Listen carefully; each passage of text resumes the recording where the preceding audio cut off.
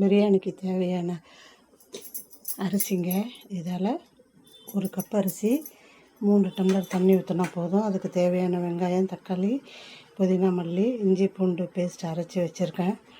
Chicken ஒரு அரை kilo வச்சுருக்கேன். நெய் தாளிப்புக்குங்க, கொஞ்சம் செலவு தாங்க. 1 டீஸ்பூன் எண்ணெய் போட்டுட்டேன். அதோடையே ஒரு சட்னி கரண்டி எண்ணெயும் அதோடையே 1 டீஸ்பூன் நெய் போட்டால் போதுங்க.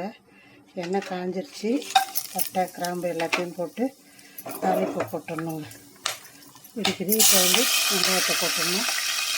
தக்காளி, அரைச்சி வச்ச பேஸ்ட்டு எல்லாத்தையும் போட்டுட்டு வதக்கணுங்க. பிரியாணிக்கு தேவையான அளவு உப்பு போட்டாச்சுங்க. எடுத்து வச்ச சிக்கனும் போட்டு வதக்கிட்டு நல்லா வதக்கிட்டு தண்ணி போட்டு அரிசி போட்டுடணுங்க.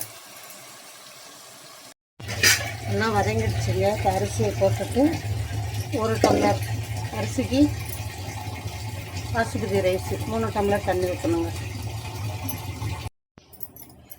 பிரியாணிக்கு விசில்லாம் விடுறத விடங்க, ஒரு 3/4 வாசி வெந்து வந்த பிறகு 1 விசில் விட்டால் போதும். நல்லா கொல கொலன்னு இருக்கும்.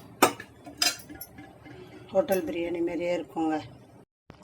சாதம் ஒன்று சேர எல்லாம் வந்துருச்சுங்க. இப்போ ஒரே ஒரு விசில் விட்டால் போதுங்க. 1 விசில் வந்ததுன்னா நிறுத்திட வேண்டியதுதான். விசில் அந்த கேஸ் அடங்கின பிறகு எடுத்துகிட்டு 1 சொட்டு நெய் போட்டு பிரியாணிக்கு வாசனைக்காக புதினா 4 தூவினா போதும். ஏன்னா அரைச்சிட்டோம், அதனால் புதினா இனிமேல் போடணும்னு தேவையில்லைங்க. பிரியாணி ரெடி ஆகிடுச்சுங்க.